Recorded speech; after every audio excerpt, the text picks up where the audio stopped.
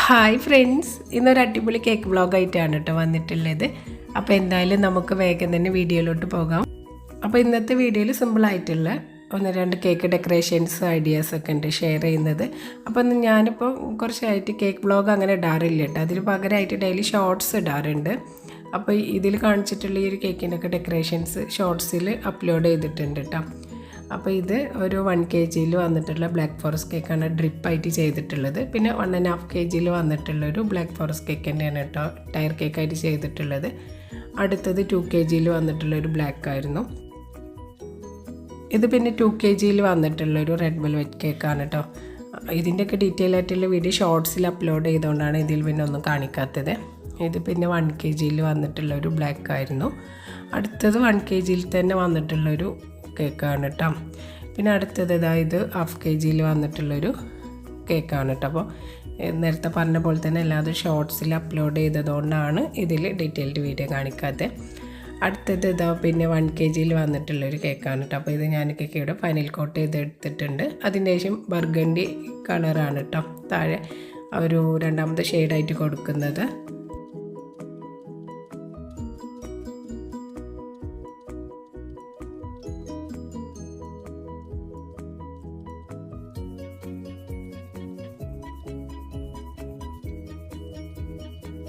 ഇനി ആദ്യം ആ ഒരു ബേസൊക്കെ ഒന്ന് ക്ലീൻ ചെയ്തെടുക്കുന്നുണ്ട് കേട്ടോ. അതിന് ശേഷം പിന്നെ ഞാൻ ടോപ്പിലായിട്ട് ചോക്ലേറ്റ് ഗണേശാണ് കേട്ടോ കൊടുക്കുന്നത്. അപ്പോൾ ആ ഒരു വൈറ്റ് ചോക്ലേറ്റ് ഗണേശ് ഉണ്ടാക്കിയിട്ട് അതിലേക്കും കുറച്ച് ബർഗണ്ടി കളർ മിക്സ് ചെയ്തിട്ടാണ് ഈ ഒരു കളേർഡ് ഗണേശ് ഉണ്ടാക്കിയിട്ടുള്ളത് കേട്ടോ. അപ്പോൾ കേക്കിൻ്റെ ചുറ്റിലും ടോപ്പിലും ഗണേശ് കൊടുക്കുന്നുണ്ട്.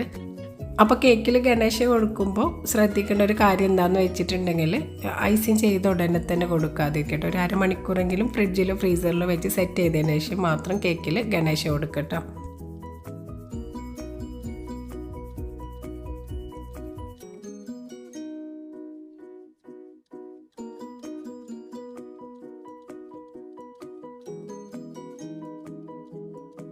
അങ്ങനെ ഗണേശ കൊടുത്തതിന് ശേഷം പിന്നെ ഞാൻ അത് ഫ്രിഡ്ജിൽ സെറ്റാക്കാനായിട്ട് വെച്ചിട്ട് പിന്നെ ഇനി ബാക്കി ഡെക്കറേഷൻ രാവിലെ ആയിരുന്നു ചെയ്തിട്ടുണ്ടായിരുന്നത്. അപ്പോൾ അന്ന് രാത്രിയിൽ ഒരു 1 hour കൊണ്ട് ചെയ്തിട്ടുണ്ടായിരുന്ന ഒരു കേക്കായിരുന്നു കേട്ടോ. അത് 1 kg വന്നിട്ടുള്ളൊരു ബ്ലാക്ക് ഫോറസ്റ്റ് കേക്കായിരുന്നു. അപ്പോൾ ആ ഒരു കേക്ക് പെട്ടെന്ന് തന്നെ റെഡിയാക്കിയിട്ട് ഡെലിവറി ചെയ്തിട്ടുണ്ടായിരുന്നു കേട്ടോ. പിന്നെ അടുത്ത ദിവസം രാവിലെയാണ് പിന്നെ കേക്ക് പുറത്തെടുത്തിട്ട് ലാസ്റ്റ് ഡെക്കറേഷന് വരച്ചു കൊടുക്കുന്നത് കേട്ടോ. അപ്പോൾ ടോപ്പിൽ ഞാനിപ്പോൾ റോസറ്റ ഫ്ലവേഴ്സാണ് വരച്ചു കൊടുക്കുന്നത്.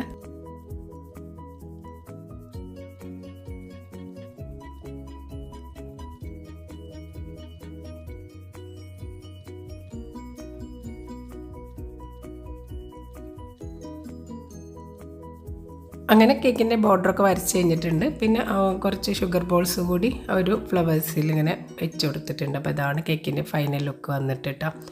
പിന്നെ അന്ന് തന്നെ ഒരു 1/2 kg വന്നിട്ടുള്ളൊരു കേക്കായിരുന്നു.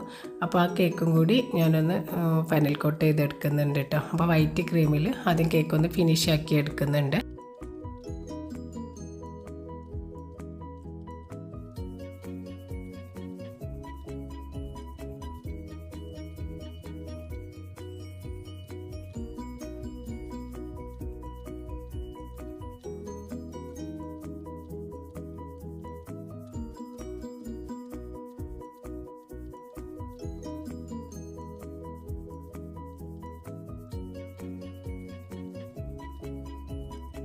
അങ്ങനെ കേക്ക് ഫിനിഷ് ആക്കിയതിന് ശേഷം ഇനിയിപ്പോൾ ഇതിൽ ഞാനൊരു 2-3 കളേഴ്സാണ് കൊടുക്കുന്നത് കേട്ടോ. അപ്പോൾ ആദ്യം ഞാൻ പിങ്ക് കളറ് ഇതുപോലെ അവിടെ ആയിട്ട് ഇങ്ങനെ കൊടുക്കുന്നുണ്ട്. ഇതേപോലെ തന്നെ യെല്ലോ കളറും പർപ്പിൾ കളറും കൂടി കൊടുക്കുന്നുണ്ട് കേട്ടോ.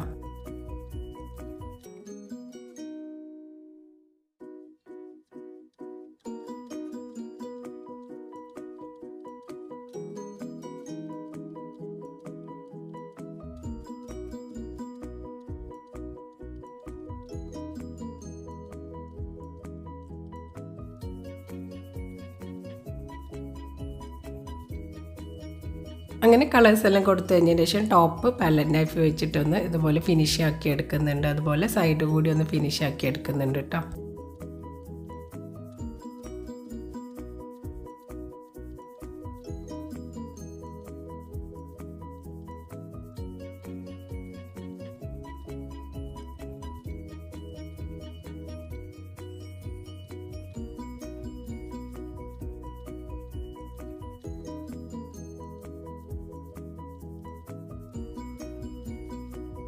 അപ്പോൾ കേക്ക് ഇവിടെ ഫിനിഷാക്കി എടുത്തിട്ടുണ്ട് കേട്ടോ. ഇനി സ്ക്രാപ്പർ വെച്ചിട്ട് വേവ് ഡിസൈനാണ് കേട്ടോ ഒരു കേക്കിൽ വരച്ച് കൊടുക്കുന്നത്.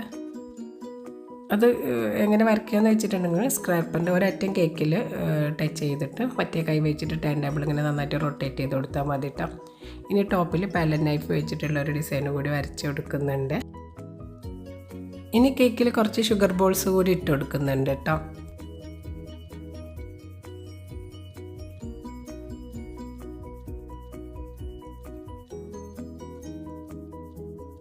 അപ്പോൾ ഇതാണ് ഈ ഒരു കേക്കിൻ്റെ ഫൈനൽ ലുക്ക് വന്നിട്ട് കേട്ടോ.